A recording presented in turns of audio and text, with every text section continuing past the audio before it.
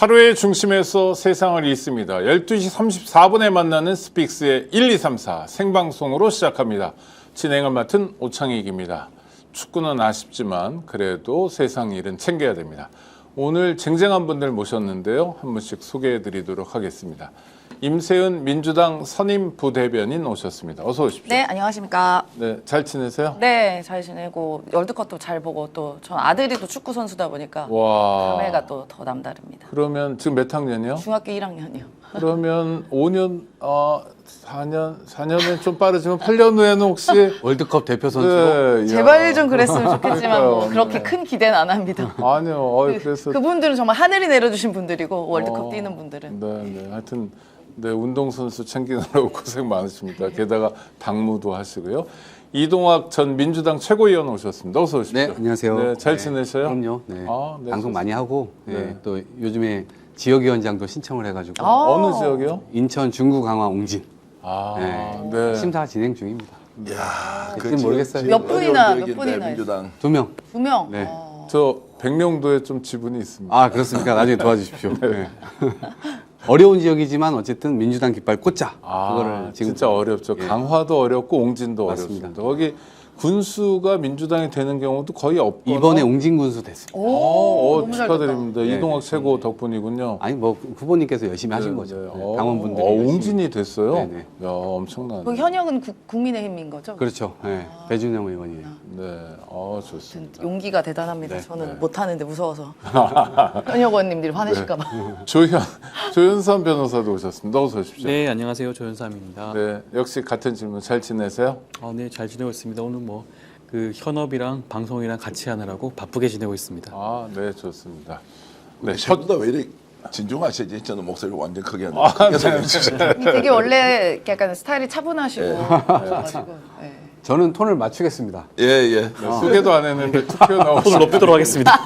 전계한 스픽스 대표도 모셨습니다. 안녕하십니까? 저는 오로지 톤을 높여서 여러분들이 정신을 바짝 차려서 듣도록 하는데 뭐 내용이 괜찮은지 안 괜찮은지 아니요, 여러분들이 판단해 오늘 주시면 특종도 준비해 오셔가지고요. 기대하시기 바랍니다. 아주 전혀 어떤 언론에서도 못 들어본 얘기 오늘 약간 힌트를 드리면요. 청와대의 내밀한 얘기 취재해 오셨습니다. 진짜 특종입니다. 일단은 민주당 얘기부터 한번 가보도록 하겠습니다. 송영길 대표가 저희도 한번 다룬 바 있는데요. 이젠 정말 확실한 것 같습니다. 당대표 출마 결심했다는 이야기인데요. 어느 분이 시작해 주시겠습니까? 제가 말씀드리겠습니다. 네, 송영길 대표 일단 당대표 이미 한 번 하셨죠. 네, 문재인 정부 시절에 이미 당대표를 역임을 하셨고 당시에 이제 이재명 당시 대선 후보 되게 물심양면 되게 돕고 이제 그렇게 마무리를 했는데요. 아시다시피 송 대표께서 그러니까 전 대표 송영길 의원께서 감옥에도 갔다 오시고 윤석열 정권 하에서 굉장히 고통을 많이 받으셨습니다. 약 3년 동안. 그래서 제가 사모님과 좀 각별한 사이인데 대표님 사모님과 그 사모님이 눈물로 매일매일 지낼 만큼 너무 힘든 고통의 시간을 보냈었고요.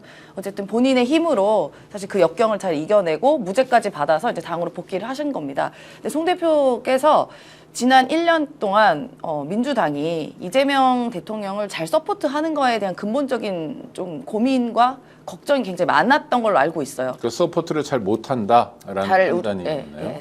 집권 여당으로서 이 대통령 일 열심히 잘 하고 저렇게 계신데 과연 집권 여당으로서 정말 잘 서포트하고 있냐 우리가 너무 걱정된다라는 그런 이야기를 또 많이 하셨고 또 본인이 여당의 대표였던 경험치가 있으시잖아요. 그래서 그거와 비교했을 때 과연 우리가 정말 잘 대통령을 보자 하냐 모시고 있냐 이제 그런 지점이 있어서 아마 이번에도 이제 1년이 넘어가는 대통령을 조금 더 잘 보자 하고 그 국정 운영의 동력을 만들고 싶어하는 그 의지로 당대표 출마한 걸로 알고 있습니다. 보통은요 당대표를 해본 사람은 당대표를 또 하는 것보다는 이를테면 다른 뭐 입각이라든지 또는 광역단체장이든지 보통 이렇게 노리기 마련인데요. 근데 송영길 대표는 단체장도 했고 당대표도 했던 나름 거물인데. 네. 자, 우리가 이제 상황을 정확하게 좀 이제 정리를 해보겠습니다. 김민석 총리가 출마하는 거 기정사실로 되어 있지 않습니까? 네. 그 경우에 송영길 전 대표가 출마할 것이냐 말 것이냐에 대한 고민이 오랫동안 있었습니다. 최근 한 열흘 정도의 상황이 급변시킨 것 같습니다.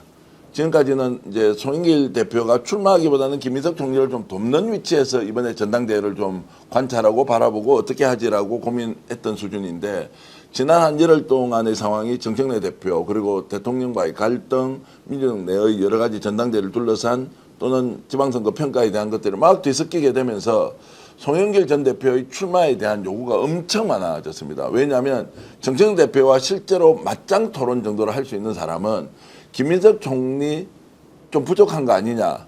이제 이러면서 여론이 상당히 많이 형성이 되었고 결국 송영길 대표가 출마할 수밖에 없을 것이다라고 했는데 어제 오늘 상황을 보니까 송영길 대표는 완전히 출마 결심을 했고 그러면 출마를 한다는 것은 김인석 총리와 어떤 관계를 유지할 것이냐. 선의 경쟁 관계다, 페이스메이커다 이제 이런 부분 좀 더 봐야 할 것 같은데 제가 보기에는 자 일단 출마한 이상 결선까지 간다라는 생각으로 이번 전당대 판을 굉장히 크게 만들 것이다. 그러면 전당대 구조가 지금 정청 대표 연임 도전, 김인석 총리의 출마, 송일 대표가 오늘 확정됐다라고 보면 우원식 국회의장도 지금 출마 가능성이 있습니다. 네. 그리고 지금 김영민 의원은 이제 출마를 선언했죠. 이렇게 뭐 전당대회가 실제로 민주당의 노선 추진과 관련돼서 실용 확장으로 갈 것이냐, 아니면 민주당의 정체성 강화 쪽으로 갈 것인가라는 것은 이제 쟁점들이 좀 정리되는. 그래서 송영길 대표의 출마 결심은 결국 전당대회의 판을 이제 어떤 방향으로 가져갈지에 대한 일종의 그림을 우리가 읽어볼 수 있는 상황이라고 봅니다. 네.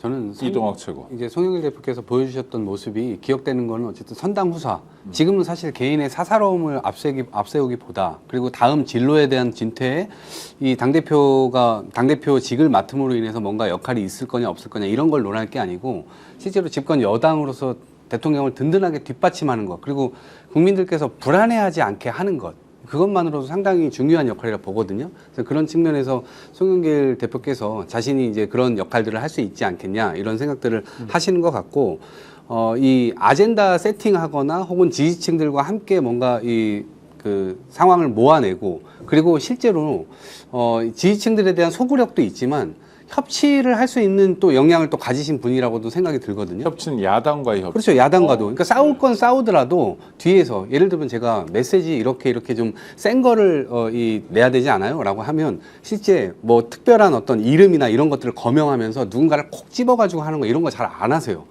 네, 왜냐하면 감정을 사게 되면 뭔가 정치라는 건 일을 해결해야 되는 건데 그것에 대해서 나중에 훗날에 발목이 잡히거나 혹은 해결해야 될 때 해결을 못하게 되는 결과를 맞이하게 되면 그거는 무능이잖아요. 아니 통상 송영길 의원은 그런 거 잘 찌를 것 같은 분인데 실전에서는 안 그러는 그런 거고요? 측면들도 늘 고려하고 계셔서 제가 볼 때 좋네요. 여당의 어떤 품을 만들고 실제로 어떤 돌파하는 거기에 있어서 무조건 강공으로만 하는 것이 아니고 다른 측면들도 늘 염두에 두는 정치인이라는 측면에서 이번 전당대회가 약간의 그런 이 좋은 또 소스로 작동될 수 있지 않을까. 차기 당대표의 어떤 롤을 가지고.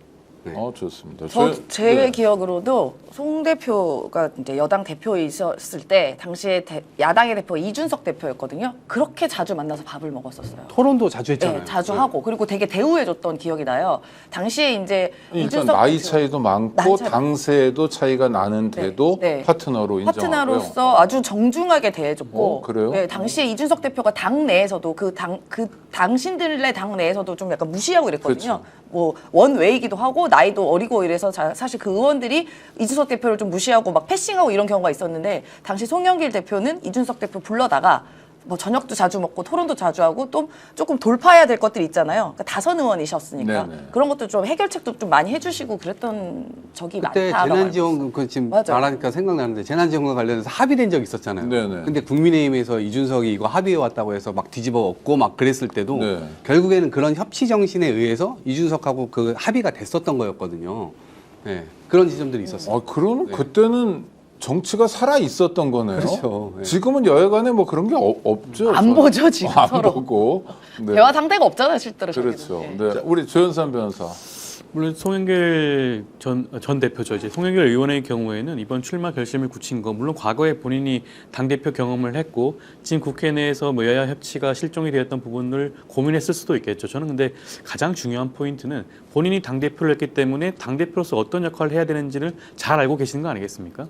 그런데 과연 지금 현재 민주당 내 당대표와 당 지도부가 그와 같은 역할을 하고 있는 것인가에 대한 근본적인 의문을 가지시는 것 같아요. 그렇기 때문에 이번에 출마 결심을 할 수밖에 없는 그런 상황이었다라는 생각이 드는 것이고요. 그리고 앞서도 말씀을 하셨지만 송영길 의원이 가지고 있는 색깔은 분명합니다. 어떻게 보면 지금 김민석 총리 이제 당대표 선거에 나올 예정이긴 하죠. 김민석 총리가 가지고 있지 못한 그런 부분들을 어떻게 보면 보완해주고 채울 수 있는 그런 역할도 송영길 의원이 할 수가 있거든요. 지금 뭐 정청래 당대표의 경우에는 굉장히 강한 메시지 잘 내고 그리고 적극적으로 응대하고 이런 부분도 있지 않겠습니까? 그 역할을 할 수 있는 것이 어떻게 보면 김민석 총리라기보다는 송영길 의원일 수가 있는 것이고 그렇다고 한다면 정청래 대표에 대해서 정청래 대표가 지금까지 꾸려왔던 당 운영에 대해서 일정 부분 불만을 가지고 있거나 아니면 반대하는 그런 분들이 김민석 총리가 아니라 송영길 의원을 바라보고 이번 전당대회에 임할 수도 있는 그런 부분들이 분명히 있거든요. 그런 부분들을 함께 고려한다면 송영길 의원이 이번 전당대회에 나가는 여러 가지 의미를 충분히 해석할 수가 있지 않을까 싶습니다. 네, 여론조사를 통해서 이제 흐름들을 한번 좀 잠깐 짚어보겠습니다. 지금은 송영길 전 대표가 출마를 결심하기 전까지는 뭐 여전히 출마한다 하지 않는다에 대해서 약간 판단이 유보돼 있던 그 응답자들이 많았을 거고요. 그리고 지금 현재 김민석 총리가 1등, 정청래 대표가 2등, 또 2등보다 좀 처지는 쪽의 3등이 여론조사상으로 송영길 대표의 네. 포지션이죠. 그러면 3명이 이제 어쨌든 뭐 30%에서 한 20% 오가는 지지율을 현재 받고 있다고 보면 정청래 대표가 만약 이렇게 이제 출마를 감행하고 송 대표가 오늘 저희들이 이제 단독으로 보다시피 출마를 결심했다고 할 경우에는 한번 이제 여론조사상으로 어떻게 나오는지 뭐 국민 여론조사도 중요하겠죠. 민주당 지지자들, 민주당 당원들이 이제 어떻게 하느냐에 따라서 일단 1, 2, 3등이 바뀌지는 않을 거라고 봅니다. 근데 2등, 3등은 좀 바뀔 수 있다고 생각을 하죠. 김민석 총리는 어쨌든 이재명 대통령과 국정 운영을 하면서 가장 잘했다라고 이제 대통령이 평가를 해서 당으로 돌아오지 않습니까? 이분은 갑자기 바깥에서 있다가 오는 게 아니고 원래 국회의원이었어요. 총리하다 그냥 당으로 돌아와서 당대표 출마하는 것이지 않습니까? 그러면 일종의 주도권은 지금 김민석 총리가 가지고 있는 게 확실한데 2등이 누가 될 것이냐 아니냐 뭐 이런 면에서 한번 이제 앞으로 한 일주일 열흘 동안의 여론조사를 한번 봐야 될 것 같고요. 정청래 대표가 그러면 송영길 대표의 출마가 결정된 상황에서 과연 연임을 위해서 출마를 할 것이냐 말 것이냐는 것도 좀 봐야 될 것 같습니다. 결선 투표를 해야 되지 않습니까? 1, 2, 3등으로 가는데 만약에 1등, 2등 안에 정청래 대표가 들면 되는데 현재와 같은 이런 분위기 저는 민주당의 당대표 정청래 후보가 된다면 지금과 같은 이 캠페인이 결코 당원들한테 아주 결속력을 강화시키거나 이렇게 하지 못할 가능성이 높다고 봅니다. 제가 또 알기로는 뉴스공장도 막 무조건 밀자 해주자 매불쇼도 무조건 밀자 해주자 이 분위기 가기 어려울 거로 보고요. 유시민 작가조차도 지금 이 당의 논쟁과 관련해서 정청래 대표가 일방적으로 대통령으로부터 뭐 예를 들어서 뭐 좀 탄압을 받는다든지 또는 불리하게 뭔가 좀 왜곡 평가받고 있다든지 이렇게 적극적으로 나서서 옹호하기도 쉽지가 않을 거라고 저는 보기 때문에 정청래 현 대표의 출마 여부도 송영길 대표의 출마 결심으로 연동이 된다는 것. 그리고 또 하나 전당대회가 이루어질 경우에 결선에 만약에 김민석, 송영길이 올라갈 가능성도 배제할 수가 없습니다. 지금은. 그럴 경우에 그러면 어떻게 되느냐 이런 것들은 이제 종합적으로 원점에 놓고 송영길 대표의 출마와 앞으로 전당대회와의 상관관계를 좀 더 우리가 유심히 볼 필요가 있다는 말씀드립니다. 민주당에 대한 국민들의 시선이 좀 그런 것 같은데 아까 불안하다는 표현도 쓰셨는데 불안해서 멈추는 게 아니라 요새는 짜증까지 좀 온 것 같아요. 당정 당청 관계도 그렇고 민주당 안도 그렇고 그럼 이번 전당대회가 그거를 털어내는 계기가 돼야 되는 거 아닌가?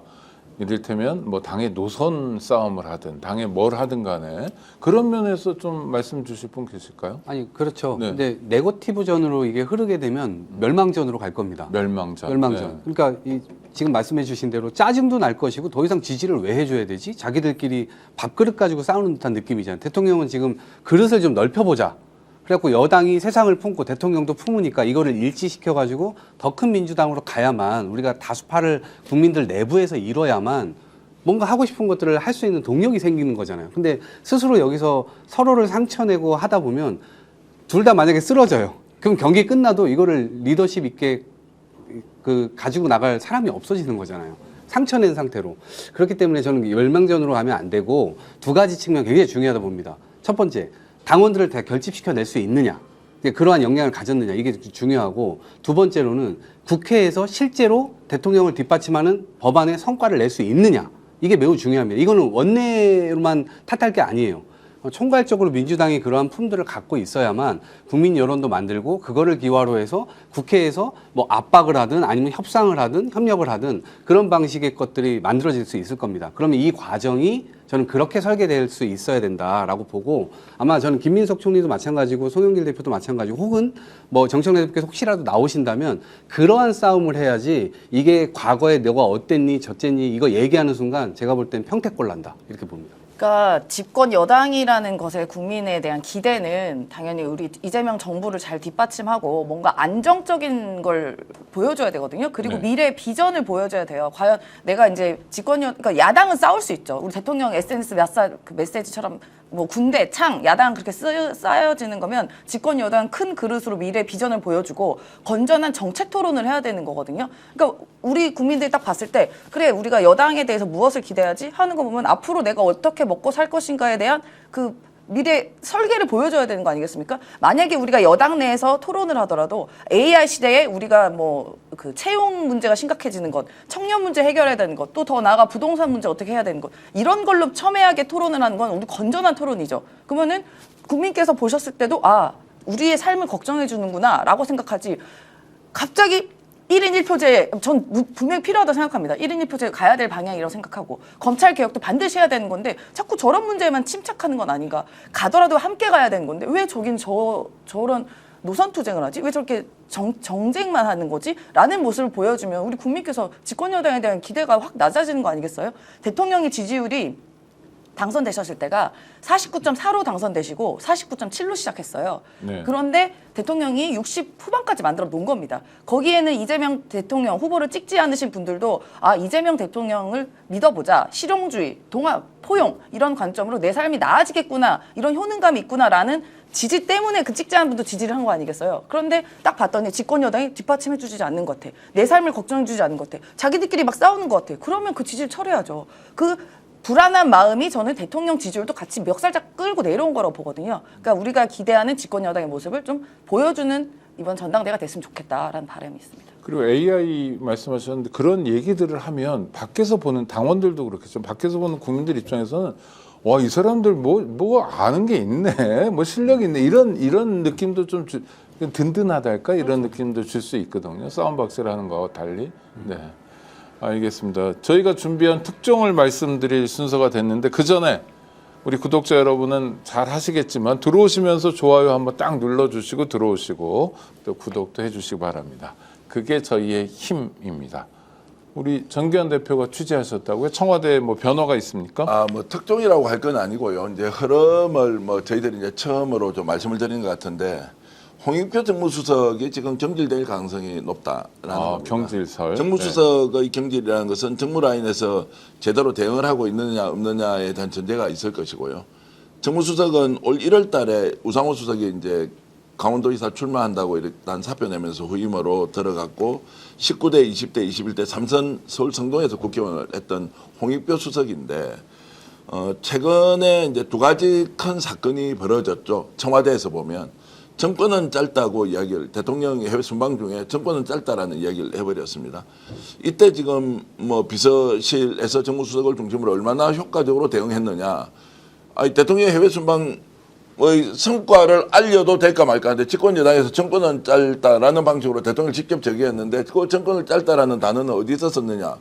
뭐 박근혜한테도 쓰고 이명박한테도 쓰고 뭐 이랬던 것인데 집권 여당 내에서 정권 뭐 짧다라고 했을 때 대응을 제대로 했어야 되는데 이게 지금 끝이 나지 않고 계속 일파만파 확장이 됐죠. 마지막에는 어떻게 갑니까?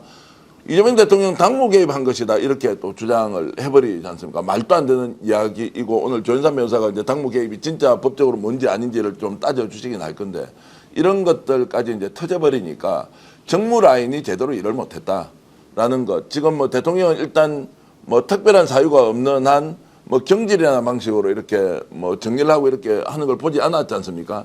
그래서 시기는 아마 전당대회가 이루어지는 8월 17일 뭐 후가 되겠지만 결국 지금 이제 홍익표 수석은 뭐 좀 경질될 가능성이 높다라는 제가 소문을 듣고 있습니다. 또 하나 우리가 이제 지난 것이지만 조국혁신당과 민주당 합당하는 과정에서 제가 복수로 확인한 내용이 있습니다. 그 당시에 이재명 대통령은 지금 합당에 찬성하느냐 반대하는 것 때문에 정청래 지도부에서 이거 이재명 대통령도 동의한 것이다. 이재명 대통령 동의했지만 지금 이렇게 하라고 한 게 아니다라는 것 관련해서 엄청나게 내분이 있었지 않습니까? 조국혁신당 합당 문제. 그때 홍익표 수석이 대통령의 의중이라고 하면서 실제로 대통령은 지금이라도 합당해도 된다라고 했다는 메시지를 전했다. 물론 홍익표 수석한테 듣지는 않았습니다. 그 이야기를 직접 들었던 의원한테 제가 이제 들었죠. 그러면서 대통령의 뜻은 지금 합당하는 게 아니고 합당은 원론적으로 동의하나 시기에 대해서는 당 지도부가 조절을 해야 되는 것이지 지금 합당하라고 한 것이 아니다라고 정리를 했는데도 홍익표 수석은 지금 합당하는 것으로 해석하도록 되게끔 정무라인에서 정청래 대표, 정청래 지도부에 그렇게 얘기를 했다는 겁니다. 그러니까 유시민 작가는 지금도 뭐냐면 조국혁신당과 민주당의 합당 문제는 당시에 대통령의 의중을 그대로 받았다라고 계속 얘기를 하는데 대통령의 의중은 그게 아니었다는 주장과 대통령 유시민 작가가 그렇게 주장할 만한 근거를 홍익표 수석이 갖다 그 줬다. 당시에 그래서 네. 김어준 뉴스 공장장도 마찬가지고 정청 대표가 주장한 건 대통령이 동의한 거야 라고 누군가 그러면 전달을 해줘야 지금 이 시기에 하는 것도 동의냐 라고 했을 때 정무라인이 정확하게 이것을 메시지를 전달해야 되는데 그때 홍익표 수석은 그렇게 해도 된다라고 해석을 하고 전달했다는 것이고 그것이 아니라고 김인석 총리 쪽에서는 이야기를 하고 그러면서 혼란과 이런 것들이 가중되면서 나중에 당원들이 지금 왜 이걸 하느냐 지금 지방선거 앞두고 막 이러면서 이제 결국 분란이 결국에는 합당을 뭐 하지 못하는 상황까지 갔다. 그때도 홍익표 수석에 대한 책임론이 굉장히 일었습니다. 그러나 이제 그것을 일단 지나쳤는데 지방선거 끝나고 이번에 지방선거 결과에 대한 평가를 하면서 다시 이 문제가 되는데 수습을 제대로 하지 못했다라는 얘기가 나오면서 이제 경질설이 좀 힘을 더 싣고 있다 이렇게 말씀드리겠습니다. 또 하나 이해할 수 없었던 사태가 민주당 후보들 대통령 사진 사용하지 말아라. 이것도 하나 이 정무 파트였다고 그러던데요. 네. 아니 그때 이제 그거는 제가 정확히 말씀드릴 수 있는 게 제가 선관위원이었거든요 당시에. 근데 이건 조금 실수였던 건 맞아요. 그러니까 왜냐하면 대통령을 AI로 합성한다던가 아니면은 예전에 뭐 예를 들어 과거에 지사 시절에 아니면 대표 시절에 찍은 사진을 대통령과 찍었다라고 하는 분들이 좀 계셨나 봐요. 네네. 당시 지방선거 상황에서 워낙 경쟁이 또 치열하다 보니까 내부 경선이 그러다 보니까 이제 그 부분에 대한 뭐 주의 조치를 한 건데 그게 이제 나간 게 대통령 사진 쓰지 말라 이렇게 해버리게 된 거죠. 그러니까 이제 각급 후보 단위와 이미 대통령 사진을 현수막을 건 후보들은 이제 난리가 난 거죠. 그래서 저희가 다시 정정을 한 거거든요. 그 사건을. 그러니까 전면 금지가 아니라 그렇게 이용을 하지 말아라. 합성하거나 마치 현재 대통령과 찍은 것처럼 오해하게 하지 말아라. 이제 그게 조금 오해 그러니까 뭐 소지가 실수도 있게. 있고 뭐 오해도 있고 예, 예, 하여튼 그렇죠. 네, 잘 챙기지 못한 측면도 있고요. 네. 예방이 가장 좋긴 하지만 이제 문제가 터졌을 때 어떻게 이걸 정리 수습하느냐. 그럼 정무라인은 대통령한테 좀 뭐 직언이지만 불편하지만 직접 보고를 해야 될 때도 있고 또 대통령의 의중을 정확하게 가져가서 상대가 오해를 하고 있으면 풀어야 될 일도 있지 않습니까? 그게 이제 정무 라인에서 굉장히 중요한 이제 기능이고 특히 이재명 정부 같은 경우에는 내란을 끝내고 이제 출범을 하고 인수위도 없이 갔기 때문에 정무 라인에서 해야 되는 일이 다른 역대 어느 정부보다 이제 매우 중요한 상황이었는데 일이 이제 반복되고 그리고 지금은 뭐 여러 가지 상황들로 봤을 때는 왜 이렇게밖에 청와대가 대응을 못했을까? 당에서는 좀 심하게 말씀드리면 대통령을 막 흔드는데도 그냥 다 쳐다보고 있어요. 집권 1년 된 대통령을 흔드는데도 방어할 수 있는 또는 그 논리적으로 제압할 수 있는 뭐 이런 것들이 안 돼 있는 상황들. 그리고 유 작가는 유 작가대로 할 말이 있고 김어준 공장장은 공장장대로 할 말이 있고 정청 대표는 정청 대표대로 할 말이 있고 이거 지금 막 꼬여 있는 이의 사태의 크기를 보십시오. 원인 제공은 진짜 메시지로부터 시작됐을 건데 이제 이런 거 생각하면 정무라인의 중요성을 훨씬 더 좀 중요하게 생각하는 계기가 됐으면 좋겠다는 말씀입니다. 뭐 청와대 개편설은 조금씩 들리고 있는데요. 다른 수석에 대한 인사 얘기도 나오고 있는데 하여튼 뭐 쇄신이 필요한 상황인 것 같고요. 또 하나 아쉬운 건 청와대 정무도 이를테면 야당하고의 협치 뭐 이런 것도 해야 되는 거죠. 그렇죠. 그건 안 보이는 것 같은데요. 그러니까 지금 국면에서는 이 국회 내부에서 협의하는 것이나 이런 것들이 이제 원내 파트로 일단 되어 네. 있잖아요. 근데 당 전체 파트에서는 사실은 지금 대결 구도가 더 너무 선명하게 되어 있어요. 여전히 이제 내란이라든가 이런 프레임들이 좀 앞에 나와 있고, 그다음에 개혁 과제들 이런 것들이 앞단에 나와 있다 보니까 대화를 어렵게 만들고, 물론 우리의 문제들도 있지만 저쪽의 문제도 지금 상당히 크죠. 네. 지금 대표가 일단 리더십을 갖고 있지 못해요. 그리고 원내대표 이제 또 바뀌었어요. 그러니까 이거를 카운터 파트를 또 맞춰야 되는 그런 상황 속에서 계속해서의 혼란스러움이 있는 거고, 그런데 어찌됐건 국회의 교착 상태는 뭐 교착 상태로 둔다 하더라도 당연히 정무 파트에서는 야당과도 계속해서 뭔가를 해야죠. 그러니까 대통령께서 취임하신 이후에 바로 야당 대표들하고 밥 먹고 막 이런 거 했잖아요. 네. 그러니까 그런 흐름들을 계속 붙잡아 가야 국민 속에서 저쪽이 뭔가 제대로 된 행동들을 하지 않는다 하더라도 국민 속에서 명분을 만들 수 있는 거거든요. 대통령의 노력이 계속 이루어지면서. 근데 그런 부분들이 지금은 아직 지금 요즘 국면에서는 잘 안 보이는 게 사실입니다. 오늘 아침 신문 보니까 어제 대통령 성남공항으로 귀국하던 장면 사진으로 담은, 그것도 일면에 담은 신문들이 많았는데요. 정청래 대표의 폴더 인사 어떻게 보셨습니까? 좀 뭐 폴더 인사를 하는 것은 뭐 나쁘다고 할 수는 없겠죠. 그렇지만 우리가 90도 폴더 인사가 가지고 있는 이미지라는 게 있지 않겠습니까? 과거 한동훈 비대위원장이 그 당시 윤석열 전 대통령한테 어떻게 인사했습니까? 90도 폴더 인사하면서 많은 얘기가 나왔잖아요. 근데 어떻게 정청래 대표의 경우에도 그렇게 90도 인사를 하는 것이 어떤 의미를 가지고 있는 것인가? 굉장히 다분히 의도적이라고 할 수가 있잖아요. 다른 뭐 김민석 총리라든가 현장에 있는 다른 원내대표라든가 경우에는 90도 인사하지 않았습니다. 정청래 대표만 90도 인사했어요. 그것이 과연 이재명 대통령이 그와 같은 인사를 받는 것을 선호했을 것인가? 그것도 좀 의문이라고 할 수가 있겠죠. 저는 다분히 정치적인 메시지를 가지고 있는 그런 인사가 아닌가 생각이 드는 것이고요.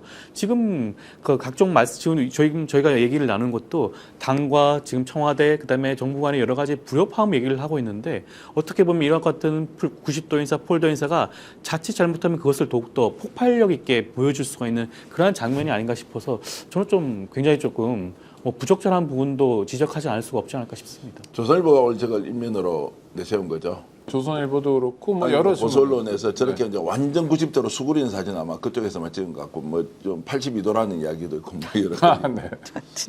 이게 뭡니까? 이제 사과의 의미로 받아들이느냐, 존경의 의미로 받아들이느냐, 아니면 군림하는 대통령의 이미지로 전파될 가능성이 높으냐. 예를 들어 당대표가 갔으면 그냥 보통 한 45도 이렇게 그냥 일반적인 인사 정도 하고 저 자리에 참석한 것으로 충분히 효과를 낼 수 있지 않습니까?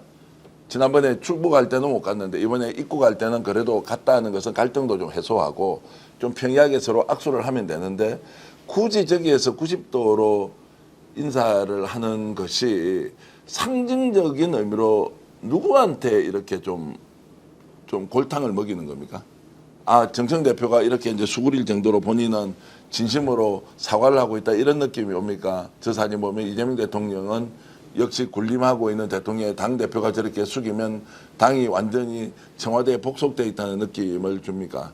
이거 이용당하기 딱 좋은 사진 아닙니까? 그 인사를 한 방 먹은 것 같은 느낌 있잖아요. 인사를 당한 느낌 그런 것도 좀 드는데요. 아니 네. 그러니까 저는 뭐 지금 어디 야당 쪽에서는 계속 그런 식으로 몰고 가더라고요. 네. 저거는 대통령 일부러 소위 말하면 매기려고 한 거 아니냐 이런 식으로 몰고 가는데, 저는 그 마음, 인사를 하는 존경과 공경의 마음을 의심하고 싶진 않습니다. 근데 정청래 대표가 정치를 하루 이틀 하신 분이 아니잖아요. 그렇죠. 네, 엄청 길게 해서 구력이 갖고 계신 분입니다. 정치에 대한 감도 있으신 분이고, 그럼 저 장면 나올 거라고 100% 알고 하신 거예요, 저거는.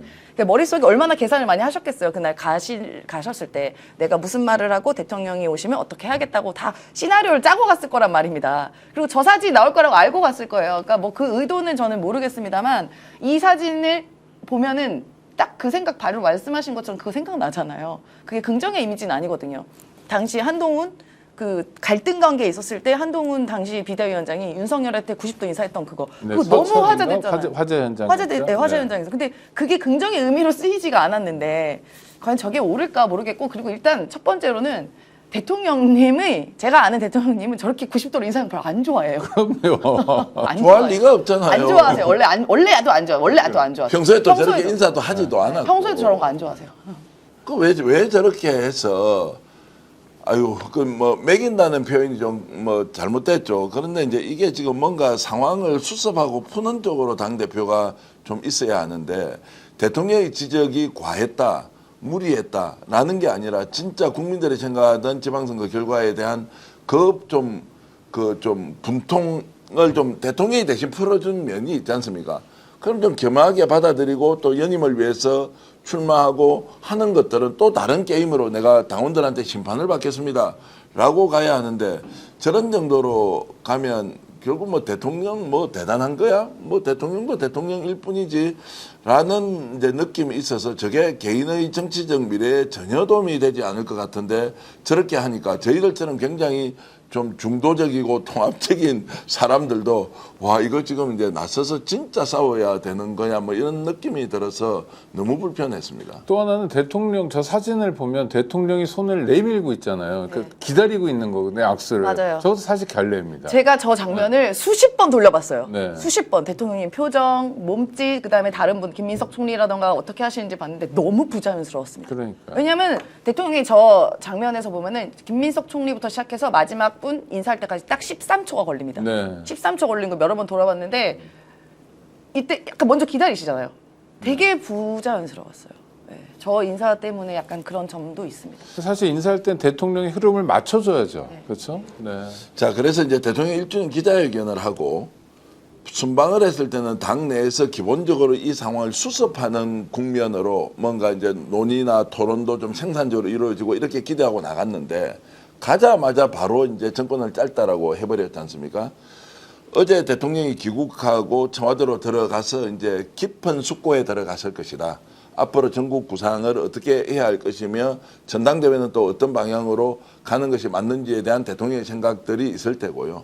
무엇보다도 지금 뭐 정무수석뿐만이 아니라 뭐 몇 사람 바꿀 사람이 있다는 이야기를 쭉 들어왔지 않습니까? 네. 그 이제 그런 것들 전당대회를 마치고 직후에 어떻게 이제 청와대 개편을 해야 되느냐 또 당과 청와대의 관계를 어떻게 할 것이냐라는 것이 아마 이제 대통령 스타일로 보면 원점에서 정권 첫 출발할 때부터 새로 다잡는다는 마음으로 가고 있을 겁니다. 자, 그러면 1년 동안의 국정 운영 성과는 성과대로 국민들이 평가할 것이고 당과 청와대는 1년 전이나 지금이나 바뀐 게 하나도 없네. 오히려 국민들로부터 질타를 받고 있는 상황이네. 그러면 대통령의 스타일로 봐서는 이런 부분을 전면에 내세워서 아예 당청 관계를 새롭게 시스템으로 만들자라는 이제 생각을 확고하게 가지고 있을 것이라고 저는 생각합니다. 그 일환인지 모르겠는데 오늘 오후에 대통령이 해외 순방 성과를 국민들에게 보고한다는 거예요. 해외 순방 여러 번 갔지만 처음 있는 일이고 색다른 그야말로 이색적인 일이잖아요. 의도는 뭘까요? 보통 지금까지 이재명 대통령이 해외 순방 나갈 때마다 여러 가지 좀 뭐랄까 잡음이 좀 있긴 했었죠. 국내에서 과연 이재명 대통령의 그런 순방 성과에 대해서 집권 여당에서 적절히 뒷받침을 하고 있는 것인가에 대한 말들이 많지 않았습니까? 아마 이번에도 마찬가지인 것 같아요. 이제 처음으로 첫 번째 유럽 순방을 거쳤고요. G7 회의도 정상회의도 참석을 해서 여러 가지 성과를 거뒀는데 그 성과들이 실질적으로 국내에서 미치는 여러 가지 뭐 보도라든가 그런 것을 통해서 영향력이 기대만큼 못 미치는 부분이 분명히 있었습니다. 그런 것에 대해서 지금 과연 민주당과 집권에 어떤 역할을 해야 하는지를 아마 되돌아볼 필요성이 있는 것 같고요. 그러다 보니 이재명 대통령께서는 직접 이 부분의 성과에 대해서 본인이 국민과 직접 소통하겠다라는 그런 의미로 이번 성과를 직접 브리핑하는 그런 과정과 그런 절차를 마련한 게 아닌가 생각이 드는 것이고요. 저는 이것조차도 어떻게 보면 굉장히 민주당이 이재명 대통령의 여러 가지 그러한 부분들을 뒷받침하지 못하고 있는 것을 하나 보여주고 있는 하나의 방증되는 그런 모습이 아닌가 싶어서 굉장히 안타깝습니다. 진짜로 대통령이 8박 10일 동안 정말 많은 일을 하셨거든요. 의미 있는 성과가 굉장히 많았어요. 특히 지금 우리가 AI 시대에 넘어가면서 EU와 디지털 통상 협정 체결을 했거든요. 이게 굉장히 큰 의미가 있는 거고 또 36개의 공동 성명도 채택을 했습니다. 그리고 이제 교황께서도 방문하시기로 했고 심지어 이제 방부까지도 이제 얘기가 나와서 정말 구체적인 성과가 많은데 제가 그 많은 방송을 8박 10일 동안 하는 동안 대통령 순방에 대한 얘기를 단 한 군데도 다룬 데가 없습니다. 아이고. 전부 다 당정. 스픽스는 많이 다뤘습니다. 그래도 조금씩이라도 얘기하려고 노력했어요. 왜냐하면 국민들에게 영향 미치니까 영향을 미치는 사안들인데요. 실제로 굉장히 국민 삶에 도움되고 실제로 중요한 성과들이 굉장히 많은데 그렇게 다뤄지지 않고 당대표의 말 한마디, 당대표의 무슨 SNS, 또 대통령의 SNS 해석 이런 것만 계속 방송에서 다뤄서 제가 굉장히 답답해서 제가 오죽하면 제 개인 방송에서 대통령 성과 계속 얘기를 했거든요. 네. 그만큼 이 중요한 성과가 어떻게 보면 국내 정치 상황에 묻힌 것 때문에 대통령께서도 얼마나 답답하시겠어요. 내가 이렇게 열심히 일하고 있는데 분초 나눠서 일을 하고 있는데 온통 뉴스는 심지어 로마의 바이라인도 그 한국에 있는 정치 뉴스가 된다는 게 말이 안 되는 거잖아요. 그래서 아마 그 마음에 아마 이 성과를 또 알리고 국민들께 이런 변화가 있습니다라고 직접 알리려고 오늘 2시에 아마 하시는 것 같습니다. 이재명 대통령식 정치라고도 볼 수 있겠네요. 이제 익숙하기도 하고요. 뭐 국민과 직접 대면하면서 네네. 과거에도 뭐 언론이 아무도 기사를 안 써주더라도 자신이 SNS를 통해서 국민을 만나고 설명하고 소통했던 것 뭐 그대로 재현되는 것이죠. 지금 아마 대통령은 뭐 어딘가에 의존을 한다. 뭐 당 지금 뭐 지도부가 뭐 우리 정부 성공을 위해서 해주면 뭐 좋겠네. 거기에 좀 의존해보자 이런 생각 없을 거예요. 그러니까 오히려 지금은 예, 말씀하시죠. 아니 이탈리아 명예수훈 가시자마자 그 다음 날 이탈리아 명예수훈 받았잖아요. 네. 근데 그때 한국에서는 보안 수사권 완전 폐지 이런 것들이 이제 막 바이럴되기 시작했었거든요. 이제 그런 부분들이 약간 상충되는 측면들이 좀 있었고, 그리고 트럼프하고 뭔가 정상회담을 했던 건 아니지만 밥을 1시간 반 먹었어요. 그러니까요. 그래서 바로 그 옆에서, 과정에서 바로 네, 옆에서. 네, 그러니까 그 1시간 반 동안 무엇을 이야기했을까 당연히 궁금한 내용이고 앞으로 한반도 문제에 관해서 트럼프의 역할을 또 주문했었단 말이에요. 그러면 그 긴밀한 시간 동안 어떤 이야기를 나눴는가 이걸 국민들께 소상하게 이제 이야기하고 싶다라는 의지도 좀 읽히고요.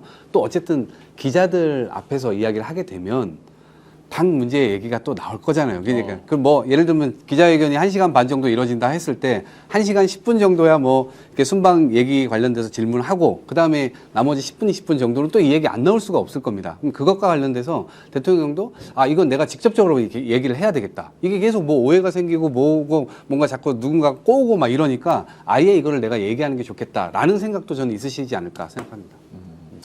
오늘 아침에 민주당 최고위원회에서 정청래 대표가 보안수사권 얘기를 또 들었습니다. 깃발론이기도 했는데요. 뭐 깃발을 잘 흔들어야 되고 깃발을 훼손하면 안 되고 이런 얘기였는데. 아니, 그러니까 진짜 제가 저도 네. 당직이 있는 당원의 한 사람으로서 너무 답답한 게, 네.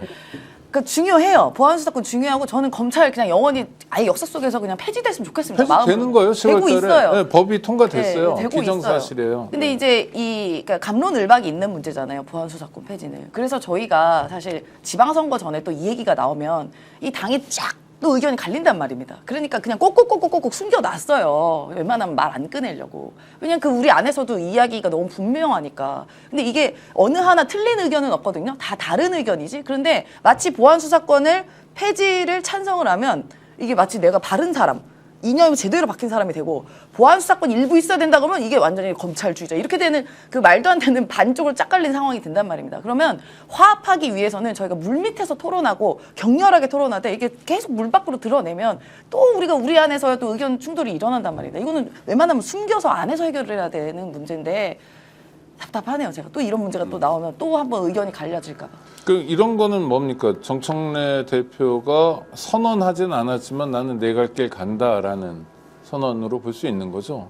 뭐 완전 폐지라고 얘기를 한 거는 네. 왜냐면 대통령께서는 국회에서 논의했으면 좋겠다라고 했잖아요. 일정 부분 양보하신 거예요. 네. 그리고 보안 수사권과 관련된 개혁을 만약에 완비했을 때 추후에 이런 부작용 문제, 예를 들면 시민들이 불편함을 겪거나 혹은 경찰이 이거를 제대로 처리 안 하면 거기에서부터 불만적인 목소리들이 많이 나왔을 때 여당의 책임을 물을 것인가, 대통령의 책임을 물을 것인가, 결국 총괄적으로는 대통령이 책임지는 구조로 가게 돼 있거든요. 그렇죠. 그러니까 지금 성관이도 대통령 보고 막 뭐라는 세상인데요. 그러니까 개혁이라고 하는 것은 완결적인 개혁이 아니라 끊임없이 그거를 하기 위해서 다수파를 노력해 가는 것이고 그런 흐름들을 만들어가는 게 굉장히 중요한데 이거를 만약에 했을 때는 결국 그 유탄 반동이 올 거란 말이에요. 그러니까 그것까지 염두에 두고 저희들이 지금 행동을 해야 되는 것인데 그런 측면에서 그 국회에 논의해봐라라고 했을 때 실제로 국회에서 논의를 하는 게 맞습니다. 근데 국회 논의도 하기 전에 완전 폐지라고 이제 당대표께서 직접 본인의 의견을 강하게 드러내니까 그럼 앞으로 논의하는 게 이게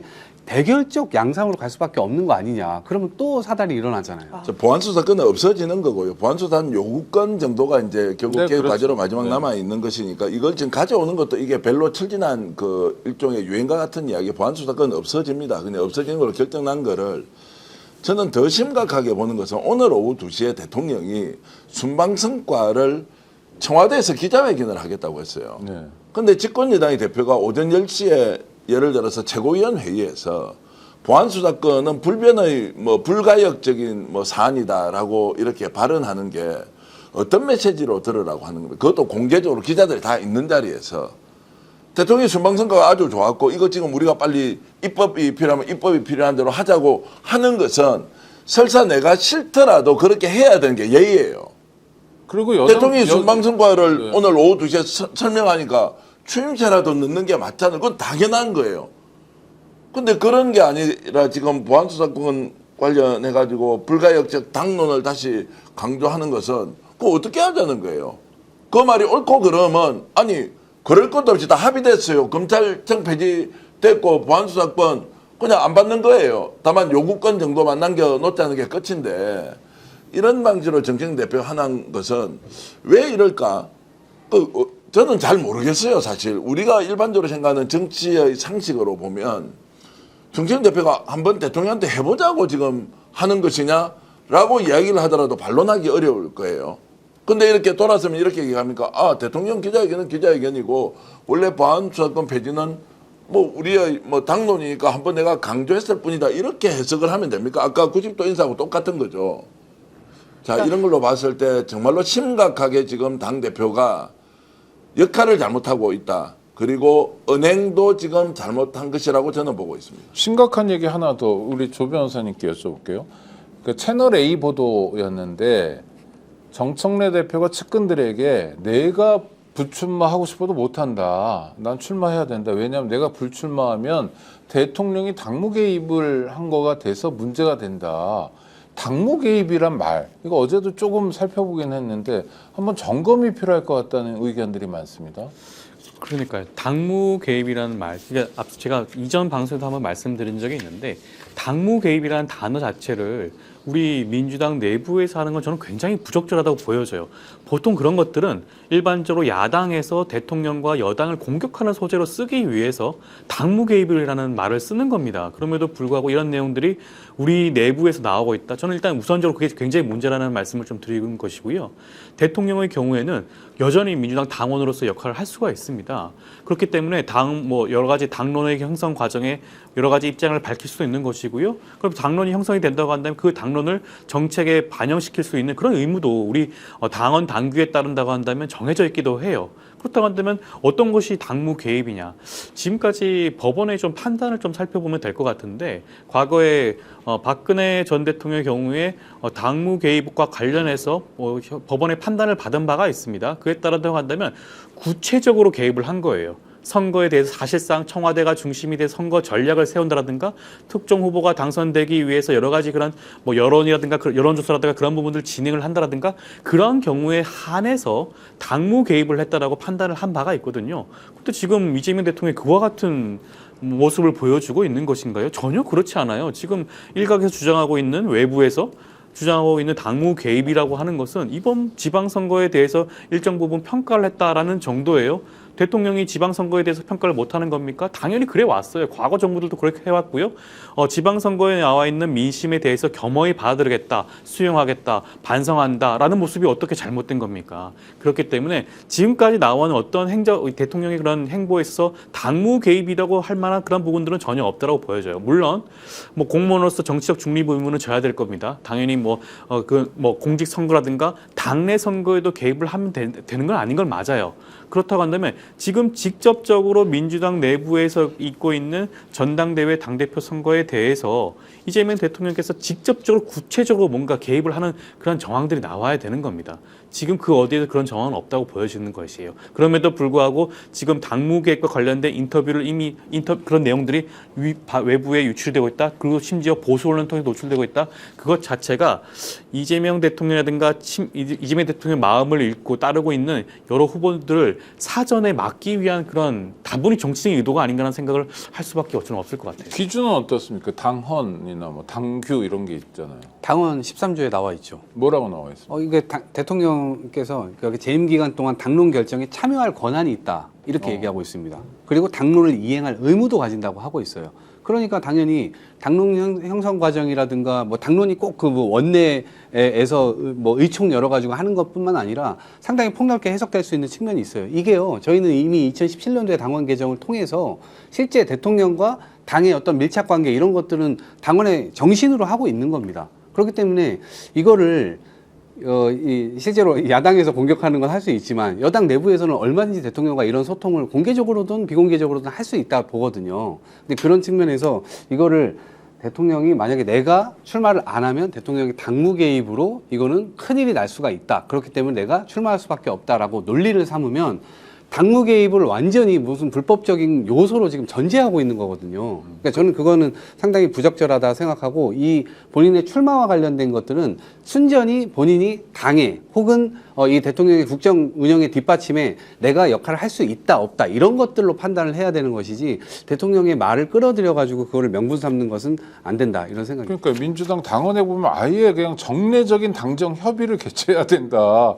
한 몸이다 이 얘기를 하고 있네요. 그럼요. 개입이 아니라 네, 한 몸이다. 같이 이게 공동 운명이다. 집권 여당이라는 게 그런 네. 역할을 하는 거고, 그러니까 정무수석이고 정무비서관이고 계신 거고, 특히 이제 정의로 정무비서관 계신데 그분 요새 거의 국회에 살다시피 하십니다. 아, 그 양반은 정말 짜네요. 그 양반 국회의원직 포기하고 간 거잖아요. 네. 고생 많이 한다고 그러던데 청와대에서. 고생 엄청 많이 하고 계시고 뭐 제가 다 말을 못할 것들이 있지만 하여튼 국회에 가서 엄청 거의 뭐 국회 거의 살다시피 하실 아이고. 정도로 열심히 하고 계신데 맨날 남 배달하고. 네, 그런 거 하고 또 이제 최대한 이제 당청이 잘 협의가 돼서 국정 운영을 잘 뒷받침해줘야 되는 게 집권 여당의 역할이잖아요. 그걸 이제 중간에서 그 조정하는 게 이제 정무가 역할인 건데요. 아니 저는 이 당무 개입이란 말이 보통 이제 오늘 제가 야당 쪽이랑도 토론했는데 거기서 나왔어요. 거기서는. 아, 네. 근데 그쪽에서는 얘기 나올 수 있죠. 어떻게든 꼬투리 잡으려고 하니까. 근데 이게 우리 여당에서 이 말이 나왔다는 게 저는 믿을 수가 없거든요.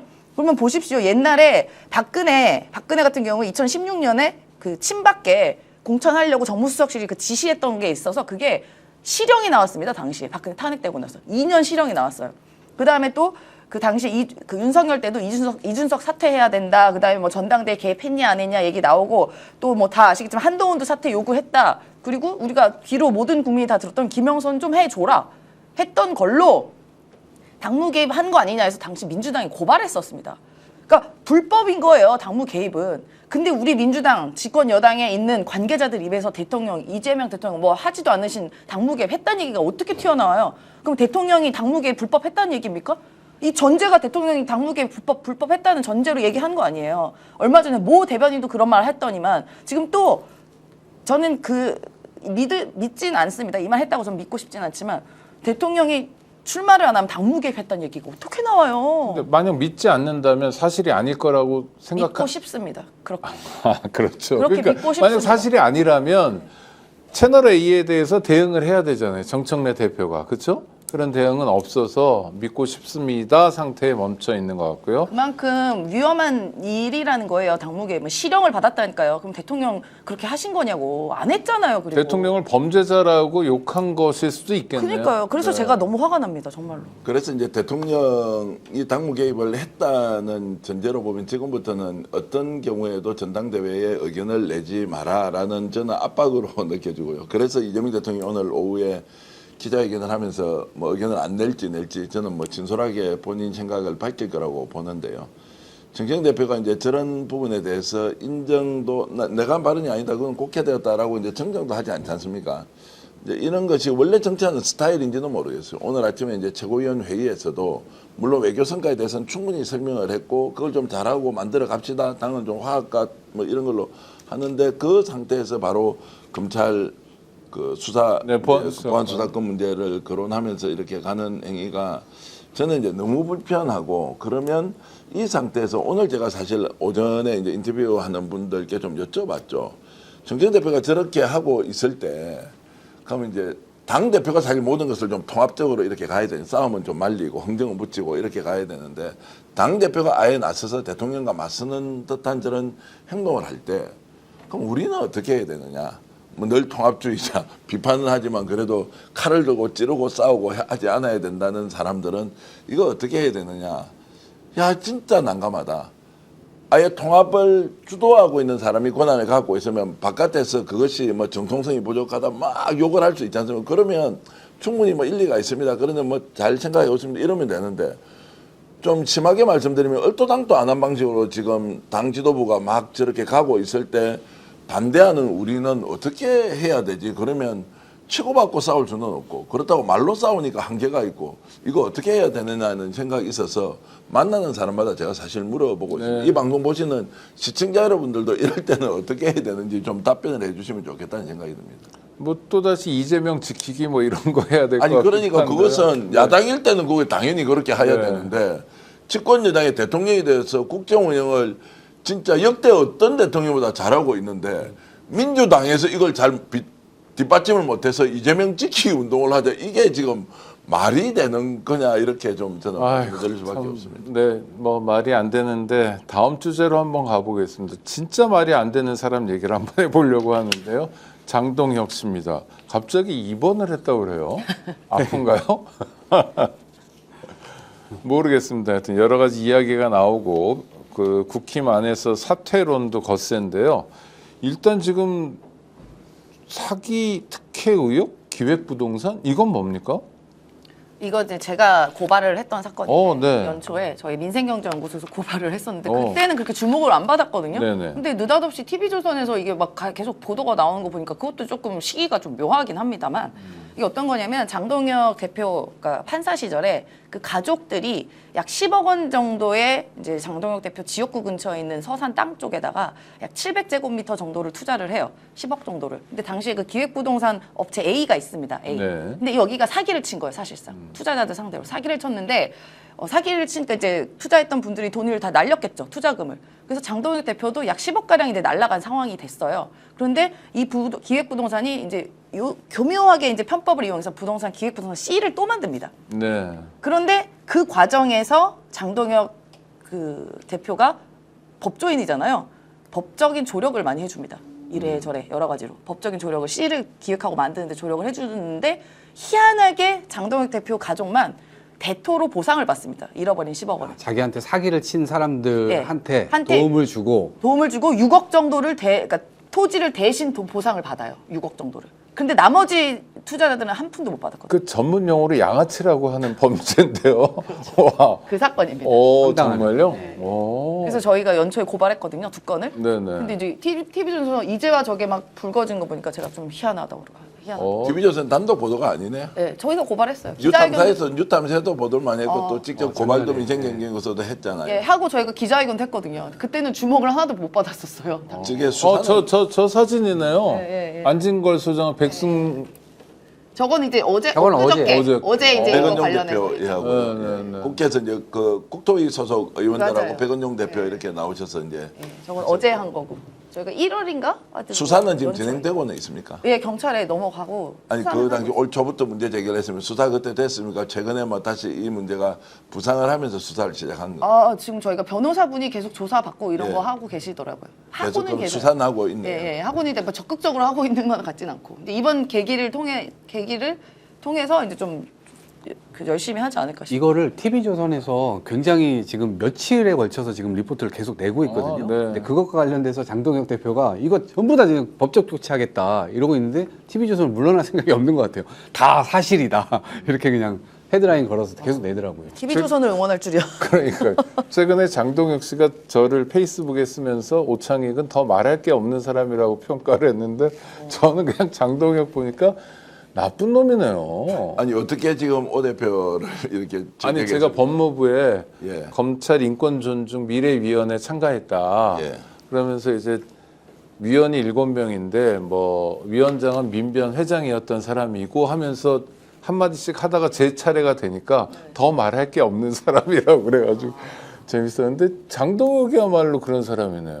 와. 그런 와중에 또 홍준표 전 대구시장이 또 장동혁 편을 들고 나섰습니다. 1.5선밖에 안 됐는데 겸일된 당에서 12대 4 정도로 했으면 잘한 거 아니냐. 그래서 장동혁 대표 때문에 국힘이 이번에 이겼다는 식으로 홍준표가 편을 드니까 저는 참 이 사람도 희한하다. 어떨 때 김부겸 지지하다가 지금 장동혁 때문에 당이 망했는데 어떻게 반사 이익을 저렇게 얻긴 했는데 장동혁 때문에 이겼다라고 해서 치켜 세우는 거는 또 어떻게 봐야 될지 요즘 정치 현상을 분석하는 게 정말로 기괴할 정도로 사람마다 다르다 이런 생각이 그거는- 홍준표는 나는 아직 살아있다 이거 아닙니까? 아니, 그거는 다른 측면에서 일관성이 있다고 봐야 네. 돼요. 그 다른 측면은 뭐냐면 오세훈과 한동훈에 대한 감정을 쏟아내고 있는 거예요. 장동혁을 편들어주면서 사실은 이들을 비판하고 있다고 봐야 됩니다. 그러면 일관적이죠. 아이고 참 하여튼 근데 장동혁 기획부동산 사기 특혜 뭐 이거는 정말 제대로 수사해야 될 것 네, 같고요. 네. 왜냐하면 자기는 그래서 살아났지만 다른 피해자들의 피해를 부추긴 거 아닙니까? 맞아요. 사실상 자기가 사기 쳐버린 거잖아요. 판사라는 지위를 이용해서. 약간 같이 공범 같이 돼버린 거죠. 그러니까요. 예. 이거는 정말 철저하게 근데 이런 일을 수사해야 될것 벌여놓고 같은데. 지금까지 정부의 부동산 정책 강력하게 비토를 계속해 왔잖아요. 그리고 그 부인과 함께 이런 식의 이제 토지를 갖고 있고 또 부동산도 여러 채 있다는 거 이런 것들 다 드러나면서 이것도 지금 내로남불 아니냐라고 하는 비판도 있는 거예요. 그러니까 지금 이게 저 장동혁 기획부동산 사기 특혜 의혹과 장동혁의 입원은 아주 밀접한 관계에 있는 거죠. 그렇죠? 머리 아프겠죠. 머리 아프겠지. 아, 형편없는 사람인 것 같은데요. 저희가 시간은 많이 갔습니다만 중요한 주제여가지고 언론사 얘기를 좀 해보려고 합니다. JTBC, 중앙일보 지금 난리가 아닌데요. 회생 절차도 밟고 있고 중앙일보 부도가 또 났습니다. 근데 이게 200억 정도거든요. JTBC도 한 200억 정도였고 이렇게 큰 회사가 200억에 휘청하는구나 여러 가지 문제가 있었던 것 같은데요. 전계현 대표 좀 취재 좀 하셨죠? 그러니까 이제 원래 이제 올 연말하고 내년 3월로 아마 예정돼 있던 이제 어음을 이제 EOD 그러니까 중앙일보 또는 이제 중앙일보의 그 모기업 그룹 전체가 이제 기업회생 신청하니까 이제 중앙일보도 워크아웃 가버렸죠. 워크아웃 가면은 이제 원래 우리가 발행했던 어음 같은 거 있지 않습니까? 그 일종의 이제 채무이기도 하고 채권을 갖고 있는 쪽에서는 현금으로 돌려달라고 이제 했는데 뭐 그걸 오늘 돈이 없어서 이제 못 줬다. 왜냐하면 지금 그 워크아웃 상태이기 때문에 이제 변제는 뭐 좀 더 공정하고 균등하게 해야 한다. 형평성에 맞게 이제 이렇게 돼 있는데 저는 중앙일보가 이렇게 이제 부도 났다는 것은 IMF 때 한국의 언론들이 많이 부도가 났거든요. 그때 이제 은행 관리로 화의를 받는 데도 있고 워크아웃 가는 데도 있고 막 이런 여러 가지 형태가 있었는데 굉장히 좀 충격을 저는 많이 해요. 중앙일보가 부도 날 것이라고 혹시 알고 계셨습니까? 그럴 수도 있다. JTBC가 부도 난다. 이런 거 지금 생각을 해본 아니 적이 있어요. 오래전부터 그런 얘기 있었죠. 왜냐하면 언젠가는 무너질 것이라는 막연한 얘기는 있었지만 그거 말고 구조가 예. 중앙홀딩스를 설립해가지고 중앙홀딩스가 돈을 빨아먹고 홍씨 일가가 예. 그다음에 나머지는 이제 부실화돼 있어. 저 구조로 가면 예. 저거 되게 위험하다. 가 하나 신호가 그 전부터 몇 년 전부터 있었고요. 그러니까 홍씨 일가가 해도 너무한다. 보강도 가지고 있지 않습니까? CEO도 가지고 예. 있는데도 해도 너무하다가 하나고 또 하나는 요번에 불거진 그 중계권 문제. 월드컵하고 올림픽하고 중계권 싹쓸이하면서 맞아. 털어놓은 돈이 7천억이거든요. 엄청난 적자였겠네요. 그러면 아니 그러니까 계속 지금 그다음 동계올림픽은 아무도 안 사줬잖아요. 그렇죠. 요번에 월드컵은 딱 하나 KBS가 140억 주고 샀거든요. MBC 안 사고 SBS도 안 샀습니다. 이러니까 뭐 어마어마한 거죠. 이게 두 가지가 같이 온 거. 근데 경영자가 예를 들어 2조 정도의 부채를 안고 있으면 아무리 큰 회사라고 하더라도 그 자금이 어떻게 돌아가서 어딘가는 상환을 하고 또 새로운 뭐 유동화를 통하든 대출을 통하든 뭐 이런 방식으로 경영 관리를 했을 텐데 이번에 터지고 나서 보니까 경영 관리가 사실상 되지 않은 회사다. 왜냐하면 제가 이제 JTBC 운영 구조에 대해서 듣는 이야기들이 있지 않습니까? 네네. 과도할 정도로 많은 투자가 결국 수익으로 이어지지 않는다. 그래서 어딘가에 파이프라인이 있을 것이다라고 저는 생각을 했습니다. JTBC가 콘텐츠에 대해서 막대한 투자를 하지 않습니까? 그런데 이제 거기에 대한 것들이 대책 없이 있다가 어느 날 허물어졌는데 5개가 동시에 예를 들어 4개가 지금 기업회생경제가 신청하고 네. 중앙일보는 며칠 전에 괜찮다고 이렇게 발표를 했거든요. 근데 중앙일보가 부도가 나버렸어요. 이거는 엄을 못 막았던 거죠. 그 기업회생 절차하고 부도는 좀 다른 거예요. 다르죠. 그러면 부도는 이제 다시 회생 절차 신청하든 말든 별도의 절차를 가져야 하는데 어떻게 저렇게 큰 미디어 회사에서 이런 일이 벌어지느냐. 그리고 이제 오 대표님 말씀대로 예전에는 뭐 저러면 언젠가 쓰러질 것이라고 생각은 했겠지만 쓰러지는 것도 저렇게 단숨에 한꺼번에 모든 계열사가 동시다발적으로 한다는 것은 경영 자체를 아예 방치한 것 아니고는 어떻게 있을 수가 없다. 왜냐하면 주거래은행도 있을 거거든요. 그렇죠. 그러면 그 전에 사전 협의를 해서 전체적으로 재무 상태에 대한 파악을 하고 그걸 좀 조정을 하면서 하나를 워크아웃 보내든 빨리 조기에 매각해서 현금을 확보하든 이런 것도 없었다. 또는 아예 그냥 방임 상태에서 금융권에서 엄청나게 자금을 일종의 특혜성으로 조달해 준 거예요. 그러나 막다 계속 돈을 이제 더 빌려주다가 어느 날 한계에 오니까 그냥 터져버린 것. 이런 것인가? 이거 지금 면밀하게 잘 따져봐야 되는 거 아니냐라는 생각이 듭니다. 아니 일단 우리가 사실 제가 뭐 언론사 사회이사를 3번째 하고 있습니다. 지금 프레시안 3년, 한겨레 6년, 그다음에 YTN을 지금 석 달째 하고 있는데 실제로 한번 우리가 진지하게 중앙일보 뭐 먹고 살겠어요? 신문 구독료? 안 되잖아요. 뭐 협찬 광고비죠. 아이고 저 신문은 제가 한겨레만이 아니라 발행 부스를 이야기하기 창피할 정도로 조금만 찍어요. 네. 3,000부짜리들이 되게 많습니다. 이야. 3,000부는 뭐냐면 발행 부스가 3,000부예요. 구독 부스가 아니라 3,000부는 기업 돌리고 관공서 돌리는 거 자기가 갖는 거가 3,000부예요. 가판 당연히 없고요. 가판은 많이 없어졌지 않습니까? 근데 거기 광고 효과가 뭐가 있어요? 예를 들어서 어느 신문에 그냥 중앙일보에 우리은행 광고가 메일처럼 실리는데 그 광고를 보고 아, 나 우리은행에 계좌 터야지라고 생각한 사람은 한 명도 없죠. 근데 광고를 계속해요. 그럼 뭐죠? 은행이 횡재하고 있는 상태를 계속 유지시켜 주세요. 언론이요 이거죠. 이 부당한 구조 속에 왔다는 거예요. 우리처럼 오늘 정말 구독자 여러분 감사한데 저희가 3,200명을 막 돌파하고 그랬는데 동접이 정직하잖아요. 우리는 몇 명이 와서 보고 나중에 하루 지나고 몇 명이 보고 정직한데 신문은 그걸 숨기는 거예요. 그러니까 거의 강도짓이죠. 대부분의 수익이 정부 광고하고 기업 광고 뜯어먹는 거에서 나오는 거거든요. 그러니까 은행은 말할 것도 없죠. 아니 그러니까 이게 지금 이제 부실임을 알면서도 돈을 계속 빌려줘서 그 은행 돈은 은행 게 아니지 않습니까? 그럼요. 국민 예금을 돈이죠. 했던 사람들이 있고 그다음에 특히 여기는 지금 뭐 전단체라고 해서 단기 채권 발행한 것은 개인이 뭐 투자 목적으로 금리 6% 7%짜리 투자 상품 홈플러스가 지금 난리 나 있지 않습니까? 네. 중앙일보에 이제 이 일이 터졌거든요. 물론 중앙일보가 아니고 중앙그룹에 이 일이 이제 터졌다고 보면 어떻게 관리했느냐? 요즘은 은행이 실제로 뭐 그 기업들을 철저하게 관리를 해서 그 상황이 터지지 않도록 하는데 한꺼번에 이렇게 터진 것은 우리가 모르는 뒤에 뭔가 큰 일이 벌어졌을 것이다. 그게 지금 드러나고 있지 않습니다. 그리고 이제 중앙일보나 중앙그룹 측에서 나오는 얘기를 들어보면 노력하겠습니다. 최선을 다하겠습니다. 이 말은 매우 위험한 접근이다. 왜냐하면 할 수 있는 수단이 없다는 이야기예요. 노력하겠다, 최선을 다하겠다. 그러니까 노조도 이걸 모르고 있다가 한 방 맞아버린 거예요. 노조는 당장 지금 일자리 문제 있죠. 그리고 임금 문제 있죠.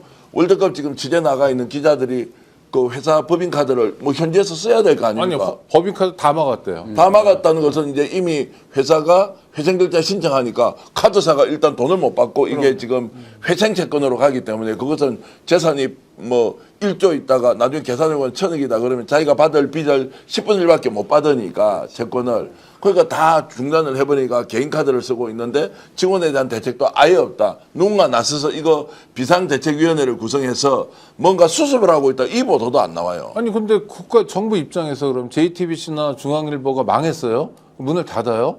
그럼 정부 입장에서 그거를 살펴줘야 됩니까? 라는 의문도 있어요. 정부가 뭐 어떻게 살펴줍니까? 그러니까 사용기업인데. 홈플러스도 지금 저렇게 돼 있는 상태에서 살려달라 하는데 시장 논리를 벗어나서 어떻게 살려줄 수가 있냐고요. 아니 KBS 같은 공영이라면 모르지만 그렇죠? 공영이라고 하면 네. 이제 어쨌든 거기는 임명에 대해서는 어쨌든 정부가 관여하고 또 재단이라는 것이 존재를 하지 않습니까? 네. 이사회가 이제 정부나 국회에서 어쨌든 개입을 하는데 그래서 이게 지금 시장에 미칠 영향이 크다 적다의 문제가 아니라 뭐 미디어 시장 환경이 바뀌었다 아니다 이런 것보다는 더 중요하게 막대한 자금을 땡겨서 빌려갈 수 있는 이 구조 안에서 결국 성의 피해자들은 예금주들이나 아니면 채권이나 펀드에 투자한 사람일 텐데 이 사람들에 대한 책임을 고스란히 중앙이라는 회사의 평판도를 믿고 넣었다라고 했을 경우에 과연 거기에 상품을 판매한 증권사 또는 돈을 빌려준 은행 이런 쪽은 책임이 없느냐. 왜냐하면 부실의 규모가 너무 크다는 거예요. 2조 이상 될 수 있다는 이야기가 나오는데 뭐 실제로 거기서 이제 자산 안에서 부채하고 이제 순자본을 뭐 재화본은 얼마나 될지 모르지만 이게 조 단위 이상의 부실이 났는데 이거를 감시 감독하는 데서 종합적으로 통제를 못했다.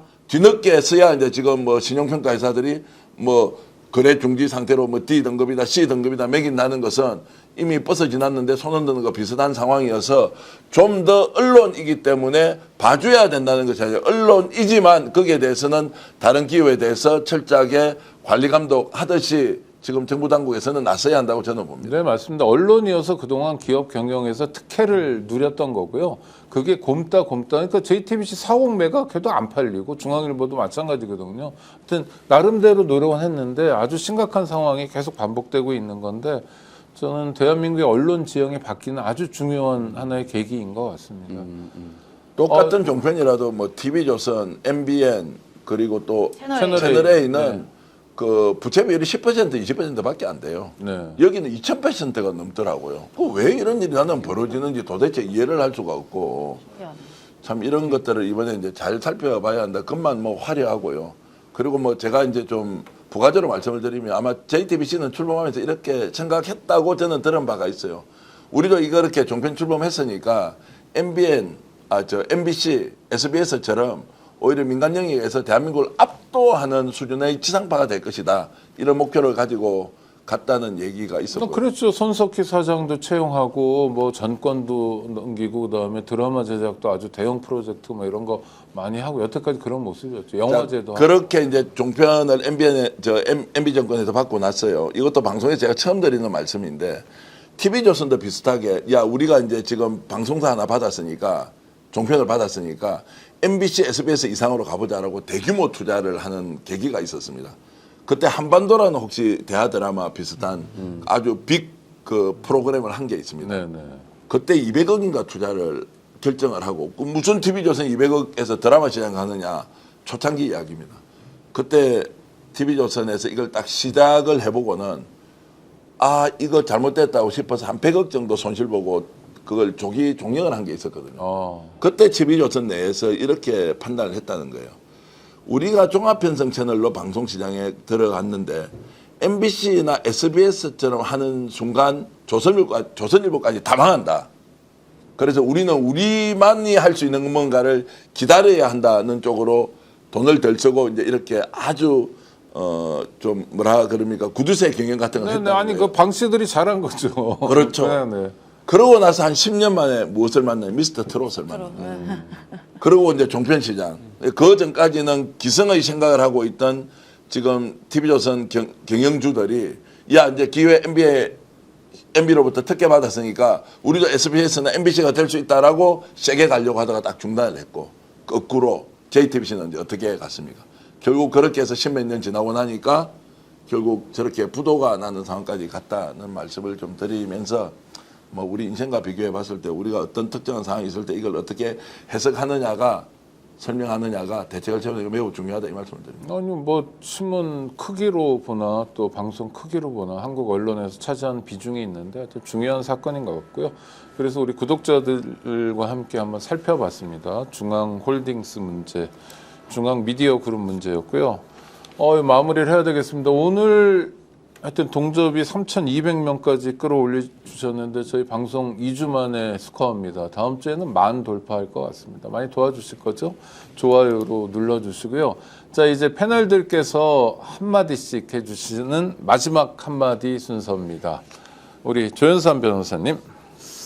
이번에 곧 이제 이재명 대통령께서 유럽 순방 성과를 발표하시죠. 기자회견을 통해서 여러 가지 입장을 밝히실 것으로 보여주는데 이재명 대통령 지금 집권 1년차 넘어서 집권 2년차 들어가면서 많은 성과들을 보여주고 있습니다. 외교뿐만 아니라 민생, 경제 모든 분야의 성과를 보여주고 있는데 이것을 뒷받침해 줄 수 있는 그런 모습을 저는 집권 여당이 보여줘야 한다고 생각합니다. 그런 모습을 지금 당장 굉장히 미흡한 부분들은 많았지만 앞으로는 그런 모습을 보여줄 수가 있는 집권 여당으로 거듭나기를 바라는 말씀을 좀 드리고 싶습니다. 네.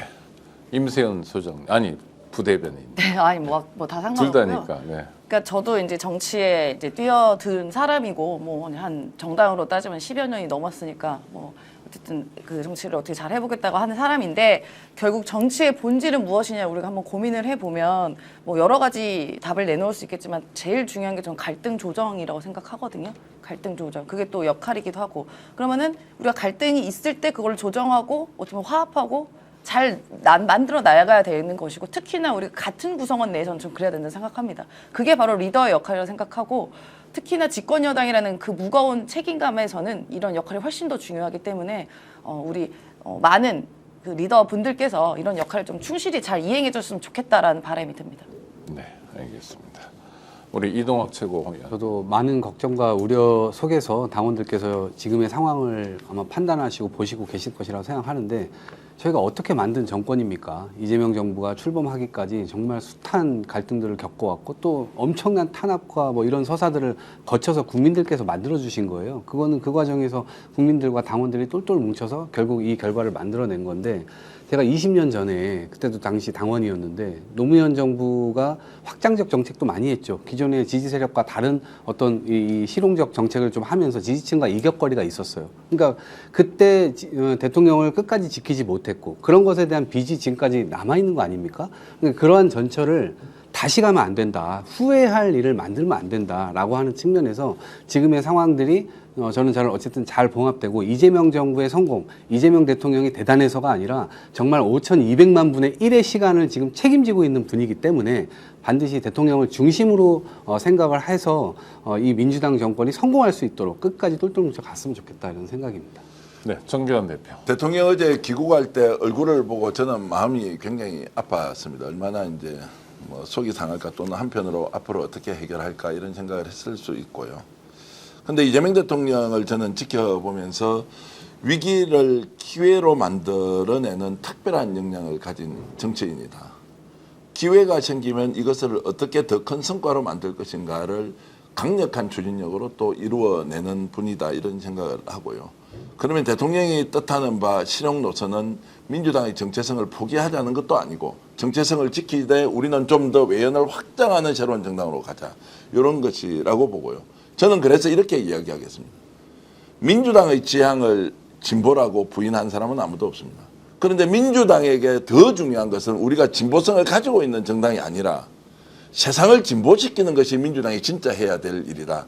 이재명 대통령의 실용 노선은 진보의 확장을 이야기하는 것이지 진보의 정통성을 더 강화시키는 것이 아니다. 이재명 대통령이 생각하는 것은 내가 진보주의자로 사는 것보다 내가 진보주의라고 호소하는 것보다 더 중요한 것은 이 세상 우리 대한민국을 더 진보시키는 것 아니겠느냐. 세상을 진보시키는데 우리가 민주당이 또 이재명 대통령을 지지한 사람이 함께 나서야 한다 이 말씀을 드립니다. 근데 정말 주옥 같은 말씀드립니다. 정치의 본질은 갈등 조정이고 내가 진보주의자라는 주장이 중요한 게 아니죠. 세상을 진보시키고 또 지금 이 순간에도 사실은 어깨 피지 못하는 많은 국민들이 있습니다. 나이 때문에 특정 지역에 살고 있다는 것 때문에 재산이나 소득이 적기 때문에 이런 국민들이 어깨 피고 또 함께 웃을 수 있는 날을 위해서 진보주의자들이 진보주의자다운 모습을 보여줬으면 좋겠습니다. 스픽스의 1, 2, 3, 4 함께 해주셔서 정말 감사하고요. 스픽스 열심히 뛰겠습니다. 구독, 좋아요로 성원해 주시고 다음 주 월요일 낮 12시 34분에 다시 찾아뵙겠습니다. 구독자 여러분 정말 감사합니다. 고맙습니다. 감사합니다.